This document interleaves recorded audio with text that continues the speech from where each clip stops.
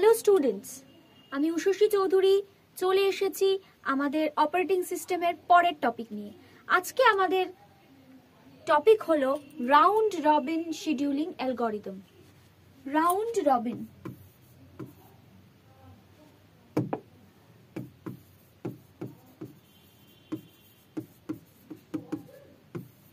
Round robin scheduling algorithm. এর আগে আমরা অনেকগুলোই শিডিউলিং অ্যালগরিদম পড়েছি, কিন্তু সেগুলো ছিল সবকটাই নন প্রিএমটিভ।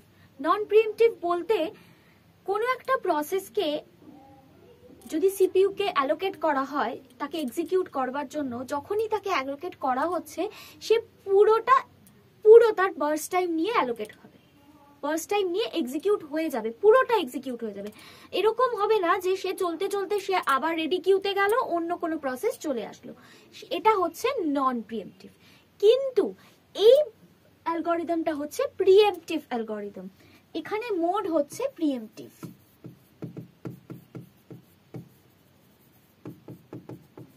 তার মানে কি, একটা প্রসেস চলতে চলতে তাকে আমরা কোনো একটা কারণে কি করব, রেডি কিউতে ফেরত পাঠিয়ে দেব, আর অন্য কোনো একটা প্রসেসকে আবার সিপিইউতে অ্যালোকেট করব। এই জিনিসটাই হচ্ছে প্রিএমটিভ। তো এখানে ক্রাইটেরিয়াটা কি, কেন আমি একটা প্রসেসকে চলতে চলতে আমি তাকে ফেরত পাঠাচ্ছি, তার ক্রাইটেরিয়াটা কি? এখানে তার ক্রাইটেরিয়াটা হচ্ছে টাইম কোয়ান্টাম। রাউন্ড রবিনের ক্ষেত্রে টাইম কোয়ান্টাম হচ্ছে ক্রাইটেরিয়া। মানে কি, এখানে কি হচ্ছে, প্রত্যেকটা প্রসেসকে আমরা একটা কিছু একটা ফিক্সড টাইম কোয়ান্টাম তাকে এক্সিকিউট করব। প্রত্যেকটা প্রসেসকে, ধরা যাক আমি 2 টাইম কোয়ান্টাম আছে আমার কাছে, তো প্রত্যেকটা প্রসেসকে আমি একবার করে 2 টাইম কোয়ান্টাম এক্সিকিউট করব, তারপরে আবার প্রথম থেকে আমরা শুরু করব। এই জিনিসটা হচ্ছে রাউন্ড রবিন, যেখানে আমরা টাইম কোয়ান্টাম ইউজ করছি। কি রকম, ধরা যাক P1 চলছে, P1 কে আমি কতক্ষণ এক্সিকিউট করব, 2 টাইম কোয়ান্টাম, তাহলে 2 টাইম কোয়ান্টাম করলাম। করার পরে ওকে আমি কি করব, রেডি কিউতে পাঠিয়ে দেবো। আচ্ছা, রেডি কিউটা কি? রেডি কিউটা হচ্ছে এমন একটা কিউ বা র্যাম যার ভেতরে যে প্রসেসগুলো রেডি আছে তারা থাকে। তার ভেতর থেকে কোনো একটা প্রসেসকে সিপিইউ সিলেক্ট করে এবং তাকে প্রসেস করে বা এক্সিকিউট করে, এবং সেইটাকে আমরা কি বলি, রানিং কিউ। তার মানে কি হচ্ছে, এখানে দুটো কিউ আমাদেরকে মেনটেন করতে হচ্ছে, একটা হচ্ছে রেডি কিউ আর একটা হচ্ছে রানিং কিউ। রানিং কিউকে আমরা গ্যান্ট চার্ট বলি, যেগুলো আমরা আগের প্রসেসগুলোতেও দেখেছি। তো ready queue and running queue. তার মানে রেডি কিউতে আমরা কাকে পাঠাচ্ছি, যার 2 কোয়ান্টাম প্রসেস হয়ে গেছে তাকে আমরা রেডি কিউতে পাঠিয়ে দিচ্ছি, সঙ্গে সঙ্গে অন্য একটা প্রসেসকে আবার সিপিইউতে অ্যালোকেট করে দিচ্ছি। এই জিনিসটা হচ্ছে কনটেক্সট সুইচিং। যখন আমরা একটা প্রসেসকে যতটা চলেছে করে তাকে ফেরত পাঠিয়ে দেব, বাট জিনিসটাকে সেভড রাখবো। কনটেক্সট সুইচিং মানে যতটা হয়েছে সে আবার 0 থেকে, আবার যখন শুরু হবে, আবার যখন সিপিইউতে ফেরত আসবে, সে কিন্তু 0 থেকে শুরু করবে না। সে কি করবে, যতখানি শেষ করেছিল তার পর থেকে শুরু করবে। তার মানে কি, তার সমস্ত জিনিসটা সেভড থাকবে। এটাকেই আমরা বলছি কনটেক্সট সুইচিং। এটা আমরা আরো দেখতে পাবো যখন আমরা এই অঙ্কটা করব। তো এখানে আমরা কি দেখতে পাচ্ছি, process P1, P2, P3, P4 arrival time দেওয়া আছে, বার্স্ট টাইম দেওয়া আছে। এর আগের গুলোতে আমরা শুধু মেনটেন করতাম গ্যান্ট চার্ট বা রানিং কিউ। এখন আমরা যেটা করব সেটা হচ্ছে একটা রেডি কিউও মেনটেন করব, কারণ এখানে এই অ্যালগরিদমের ক্ষেত্রে সিকোয়েন্সটা খুব ইম্পর্টেন্ট, যে কোন প্রসেস রেডি কিউতে আসছে, কার পর কে রেডি কিউতে আসছে, কার 2 কোয়ান্টাম, মানে কার কত কোয়ান্টাম প্রসেস হচ্ছে। সেই জন্য আমাদেরকে রেডি কিউটাকে মেনটেন করতে হবে। ঠিক আছে, যে রেডি কিউতে থেকে কে রানিং কিউতে আসছে, আবার রানিং কিউ থেকে কে কনটেক্সট সুইচ হয়ে রেডি কিউতে চলে যাচ্ছে, এই জিনিসটা মেনটেন করা দরকার। তো সেই কারণে আমরা এখানে দুটো কিউ মেনটেন করব। ওয়ান ইজ রেডি কিউ, আর একটা হচ্ছে রানিং কিউ। রানিং কিউ মানে কি, যেটা হচ্ছে গ্যান্ট চার্ট। ঠিক আছে, আচ্ছা তাহলে রেডি কিউ। রেডি কিউতে আমরা কি করছি, প্রথমে দেখছি অ্যারাইভাল টাইমে কে এসছে, 0 তে কে এসছে, P1 এসছে। তাহলে আমি P1 কে চোখ বন্ধ করে বসিয়ে দিলাম। আবার রানিং কিউ, 0তে P1 এসছে, তাহলে P1 এখান থেকে রেডি কিউ থেকে রানিং কিউতে চলে গেল। কতক্ষণ যাবে? 2 টাইম কোয়ান্টাম, তাহলে হয়ে গেল 2। তাহলে এখান থেকে বার্স্ট টাইম কমে কত হলো? 3 হলো। আচ্ছা, এবার আমি দেখব এই 2 কোয়ান্টামে কে কে রেডি কিউতে চলে এসেছে, রেডি হয়ে গেছে। P2 আর P3 অলরেডি রেডি হয়ে গেছে, তাহলে আমি ওই দুটো প্রসেসকে রেডি কিউতে দিয়ে দিলাম, হয়ে গেল। আচ্ছা, এবার যেহেতু প্রত্যেকটা টাইম কোয়ান্টামের পরে একটা তো কনটেক্সট সুইচ হবে, মানে কি P1 কি হবে, এখান থেকে রেডি কিউতে ব্যাক করে চলে যাবে, আর রেডি কিউ থেকে একটা নতুন প্রসেস এখানে চলে আসবে। তাহলে P1 এখানে চলে গেল, তার কারণ হচ্ছে P1 এর এখনো টাইম কোয়ান্টাম বাকি আছে, বার্স্ট টাইম বাকি আছে, তাই P1 এখানে চলে গেল। রেডি কিউ থেকে P2 এখানে চলে আসলো, কত যাবে? 4, মানে 2 গেল, চলে এখানে হয়ে গেল আমার 2।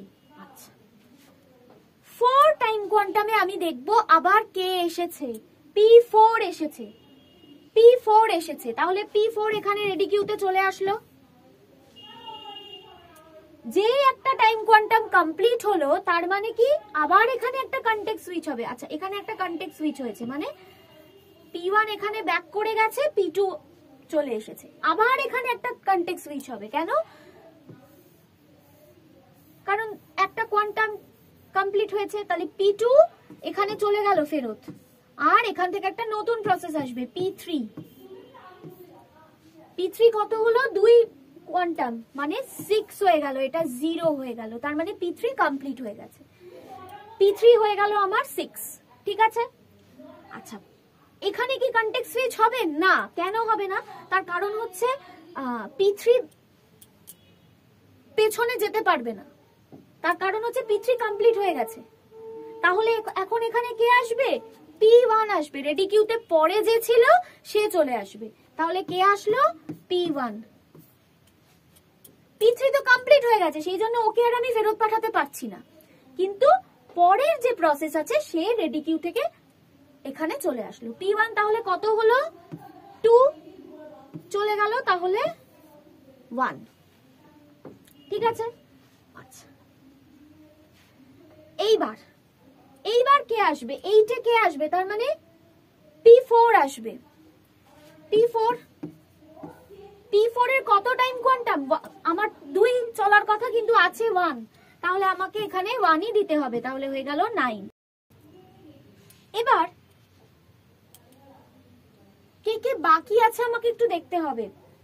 P2 এর তো বার্স্ট টাইম বাকি আছে, P2 তো এখানে আছে, আর বাকি আছে P1, কারণ P3 P4 কিন্তু কমপ্লিট, তাহলে P1 রেডি কিউতে আবার চলে আসলো, ঠিক আছে।